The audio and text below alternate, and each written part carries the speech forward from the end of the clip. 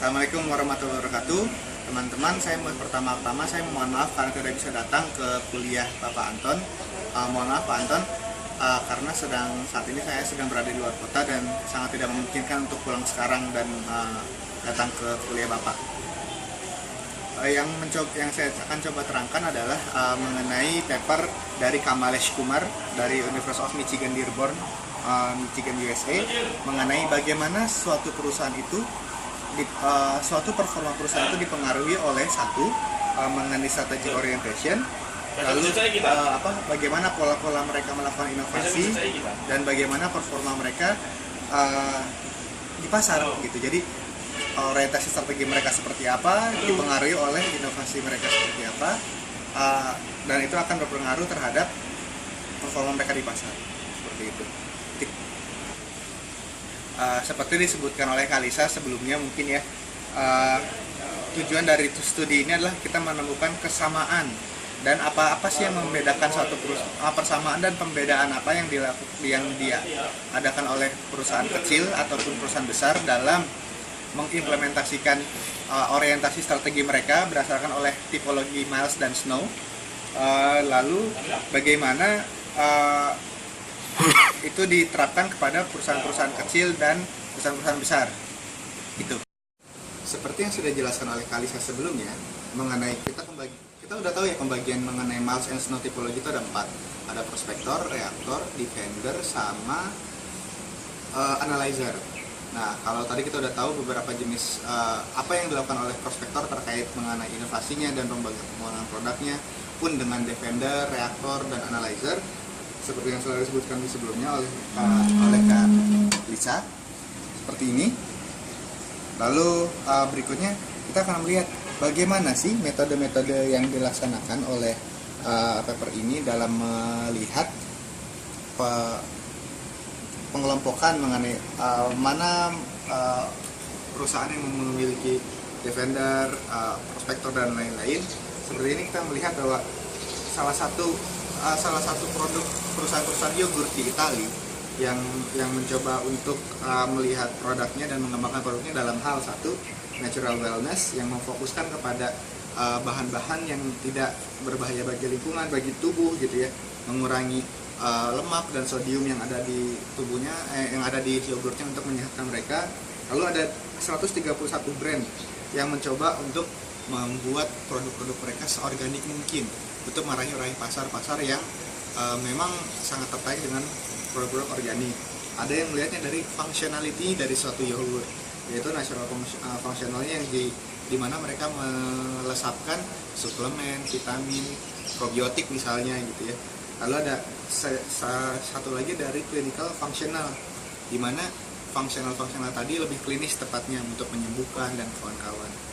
Nah, dari situ kita melihat bahwa dari sisi SME mereka sangat sedikit yang memiliki kecenderungan menjadi prospektor. Kebanyakan mereka itu ada di daerah defender maupun reaktor.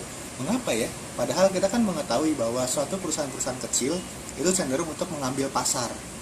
Nah, namun dalam hal ini SME itu cenderung, terutama dalam bidang yogurt di Italia, itu cenderung untuk memilih menjadi defender, di mana mereka punya produk yang sedikit gitu ya, tapi mereka mempunyai pasar yang sangat narrow, sempit gitu, niche biasanya.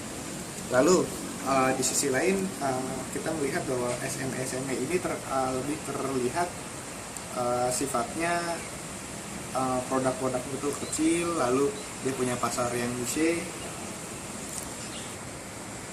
Oke, yang tadi niche tadi itu ternyata sangat berhubungan dengan bagaimana mereka memilih produk-produknya.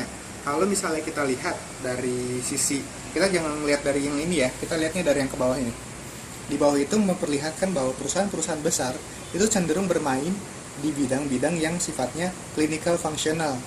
Dia walaupun mereka memiliki kecenderungan untuk menjadi seorang analyzer, suatu perusahaan terbesar tersebut, dia juga lihat nih, kalau kita lihat dari sisi penjualan, ini adalah penjualan yang dimiliki oleh perusahaan-perusahaan besar, bukan perusahaan-perusahaan itu. Nah, hal ini sangat membuktikan bahwa ini sangat logis sangat logis di mana perusahaan-perusahaan besar itu cenderung memiliki teknologi yang bagus dalam melesatkan faktor-faktor kimianya untuk memastikan bahwa produk-produknya itu adalah produk-produk yang unggul dalam bidang klinikal dan health gitu, seperti itu. Lalu kalau kita lihat dari result-resultnya adalah mereka di sini sangat memperlihatkan bahwa kemampuan dari suatu perusahaan itu menetapkan harga itu adalah itu tergantung dari kemampuan mereka berinovasi. Contohnya apa? Gampang, Yakult gitu ya. Kalau kita lihat Yakult sebagai salah satu minuman probiotik pertama di Indonesia, dia tetap dapat menjaga nilai-nilainya. Waktu ingat nggak? Kalau teman-teman waktu SD tuh beli Yakult berapa? Kalau saya ingat Rp400. Kalau sekarang itu harganya itu per Yakult kalau tidak salah itu harganya sekitar Rp6.000 sampai Rp7.000. Nah, itu dan mereka menjualnya lewat distribusi. Kita lupakan masalah penjualan, cuman masalahnya adalah berapa banyak yang perusahaan yang me too dari Yakult. Dia mengikuti juga gitu, ada Vikul, ada yang namanya Vitacam gitu ya, kalau teman-teman tahu. Tapi bagaimana Yakult bisa menjaga inovasinya, walaupun dia salah satu perusahaan yang tidak melakukan inovasi dalam produknya, dia mampu melakukan mampu menentukan harga-harga mereka di pasaran. Karena kalau kita lihat di slide sebelumnya, nilai-nilai yang besar itu berasal dari penjualan yang besar di atas. Nah, kemampuan mereka membuat suatu produk yang sangat unggul dibandingkan produk-produk lainnya itu terlihat dari jumlah kapitalisasi mereka sangat besar. Itu sih. Jadi dalam hal ini kumpulan 600 sekian sampel yang diambil dari perusahaan-perusahaan Italia ini menyebabkan bahwa fungsi dari inovasi itu mampu mendrive kualitas dari produk mereka. Dus, kalau mereka mampu mengendalikan produk dari kualitas dari produk mereka bisa menjual dengan harga apapun. Misalnya, apabila pasar itu sangat menginginkan harga yang rendah, dan mereka bisa produksi itu mereka akan buat. Sebaliknya, apabila mereka memiliki berada di satu pasar yang sedang merah gitu ya, berdarah-darah, dan mereka harus bersaing membuat suatu produk yang sangat bagus dan unggul dibandingkan produk lainnya, dan consumer aware akan itu, yang mereka buat gitu. Nah, di sisi lain, perusahaan-perusahaan kecil SME itu tidak memiliki kapabilitas sebanyak itu, tidak memiliki resources sebanyak itu untuk menentukan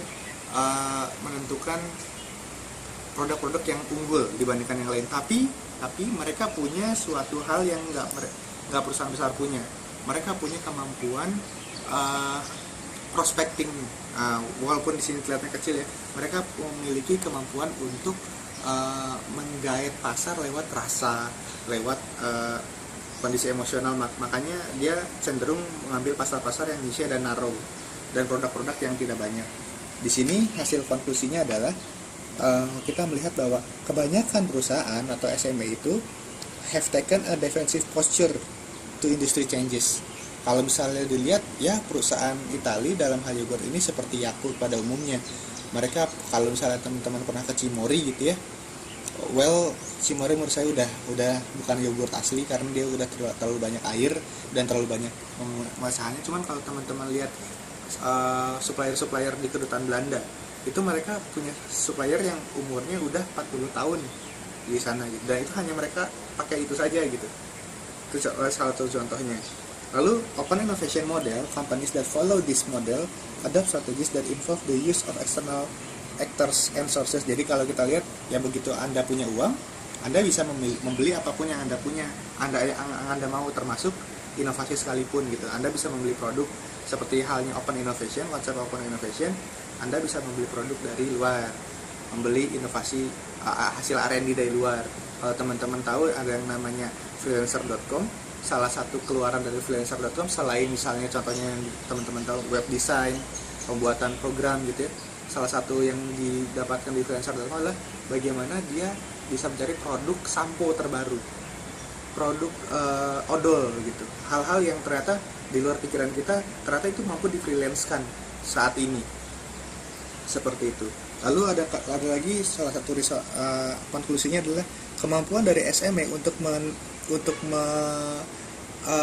menumbuh kembangkan inovasi itu dia harus dimulai dari support pembentukan fungsi-fungsi organisasional.